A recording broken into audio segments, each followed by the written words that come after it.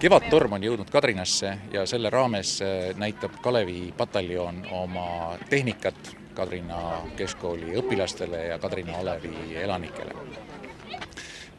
Tsiviilkeskkond on olnud väga toetav ja me oleme sellest väga tänulikud, et Kadrina elanikud ja Kadrina valla külade elanikud on olnud väga positiivsed ja abivalmis. Alevi vahel on laigulised mehed ja laigulised masinad, nii et põnevust nii lastel kui noortel ja vanematel inimestel ka. Nii et ma arvan, et Kadrina inimesed on pigem rõõmsad, et õppused siia sattusid. Mulle meeldib masinaid, et siin asju jagati. Autod ja kõik.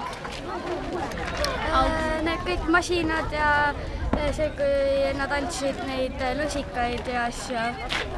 See tavalise autoga väga metsas ei saa sõita, aga nende soomukitega saab, sest neil on kõrgemad rattad ja see ei lähe katki. Ma olen proovinud seda suurt seljakotti, aga ma ei suutnud väga sellega kõndida. Ma olen küll varem proovinud ja jah, see on väga raske.